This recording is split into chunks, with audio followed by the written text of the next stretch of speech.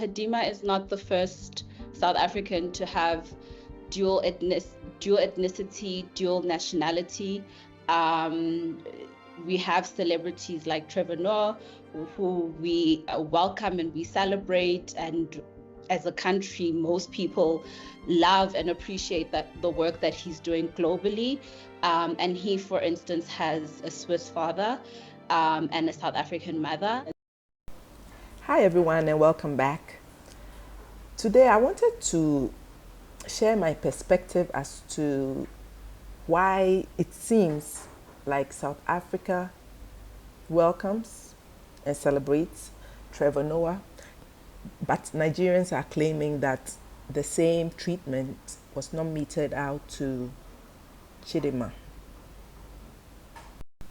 For me, it was when I saw her celebrating with her family, which she rightfully should be celebrating with her family, with no sign of the South African flag. The only thing that was showing was the sash around her shoulder that she had, I think she had progressed to some stage of the pageant. So of course, South Africans would rightfully question who she was representing, because the family obviously were all Nigerian. There was nothing, and this was before the brouhaha of the ID theft by her mom, or it's still being investigated. And then all the stories came out that the mom was actually from Mozambique and not South African.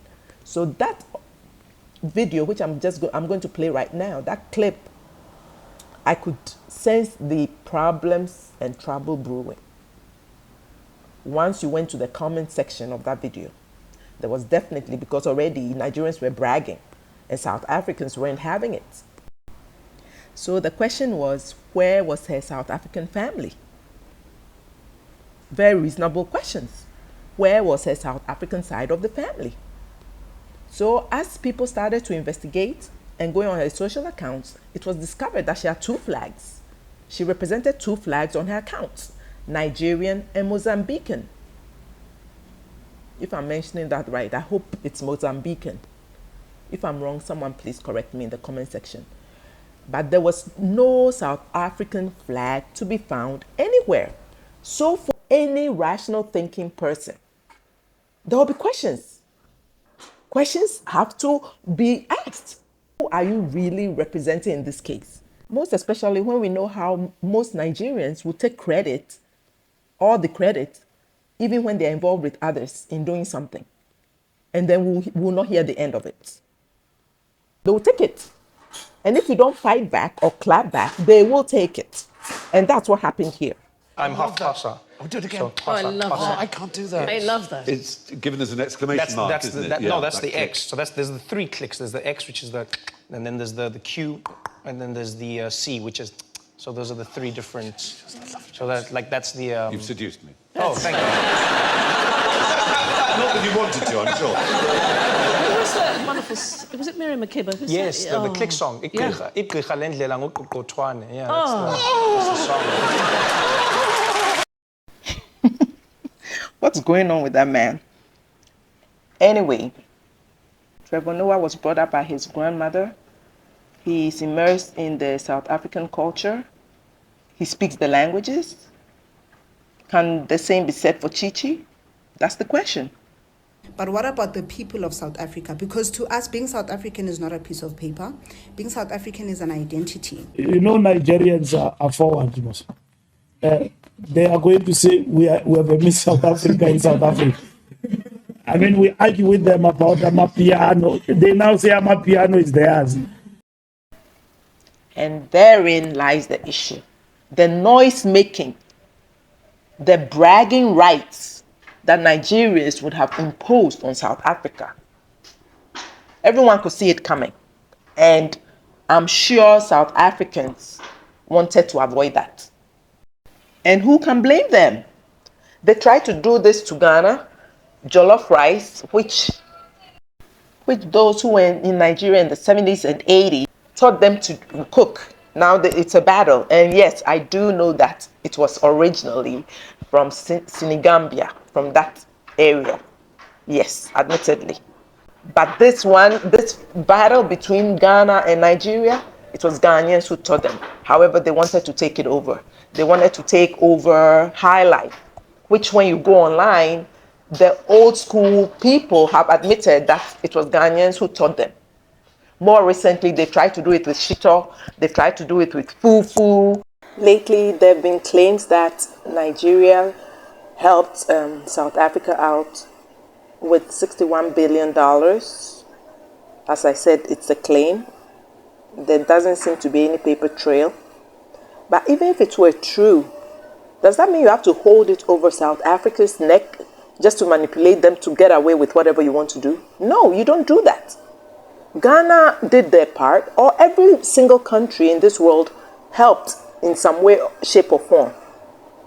Ghana provided Miriam Makeba, I believe, and several other countries, I think Guinea, Algeria, and some others, gave her passport.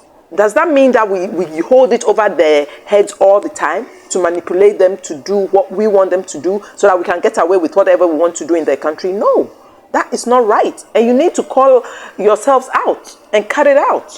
It's not right. It's really time for Nigeria to become introspective and figure it out, because the whole world cannot be wrong. That's impossible. Impossible. And I can sometimes empathize with how you would feel cornered, that everyone is always blaming you, pointing fingers at you. So you might feel like it's almost like you are caught in a corner. So you snap instinctively. But the way you snap, it's an irritant, the way you come out. Because being arrogant is not being confident. Being arrogant is not being proud. Proud is when maybe your child passes an exam and you're proud of them. Arrogant is rubbing it in other people's faces whose child or children might not have passed the exam or whatever. So there's a way to talk to people. And I don't know how it's going to work with Nigerians. Honestly, I have to say, lately, I've been seeing more people coming out and calling out the actions of their fellow Nigerians, which is encouraging to see, actually. And I hope it goes on. But you cannot manipulate people just to get away with something in their country. No, you can't do that. Everyone needs to learn to be humble. It's almost like visiting a friend's house when you were kids, maybe a sleepover or whatever. If you have good home training, before you leave home, your mom will be that, after you finish eating, wash your plates, make sure when you get up, lay your bed. And even when you go to that home and the child of that home is not doing it, you as a well-trained child will do as your parent asks you to, until maybe the friend's parents will be like, no, it's okay. But you have to attempt to do it. You don't just run roughshod in and do whatever. If the child is putting its legs on the table, you copy. No, South Africans are in their country. They can get away with whatever they want to get away with. You are guests there. And I don't see why it's so hard to comprehend. That you do not have, it doesn't matter that we are all Africans. You do not get the same rights as the citizens of the country. It is what it is. Some might not like it, but that is life. And the sooner we accept that, the better. You cannot go into people's country and dictate the terms. Come to Ghana, retail is for the citizens, the indigents of the country. No, we also want to do it. They're locking up our shops. No, you got to obey the laws of the country. And I don't understand why it's so hard for Nigerians to comprehend. Some people, I'm not saying all. Again, it's never all. It's not every one of them. I just have to make that clear, because some people will be like, some of us are good. Yes, but the face of it there. That's why I said it's time for some introspection. And as I said, I've seen some people calling each other out, and saying that we have to do better. And Ghanaians do it, but we speak mostly in our local dialect. So most people think but if you understood Ghanaian language, we are calling each other out all the time. So it's not that, and look at South Africans, the way they hold their authorities accountable. But when you come for the country, then they stand as a united front against whoever is coming against them. Anyway, this is my perspective, as I mentioned earlier. And as the making of this video, Chichi emerged as the winner of the competition, so congrats to her. I've seen that a lot of South Africans have been congratulating her, and I think Nigerians are saying it's not, they're pretending, you know. But that's what you would have done to South Africans if it had been the other way around. So they're using reverse psychology, and who can blame them? So, but I believe some of the comments are like genuine. Good luck on the rest of her journey and all the best to her. Also, I realized that there was a lot of background noise after I listened to the video. So I apologize for that. There are parties going on in Ghana and funerals, and then there's some construction going on too. So I do apologize for the background sound. And I'm going to end it here. Thank you so much for your time. Please do subscribe, comment, like, and share. And I'll see you in my next video. Ciao. Bye.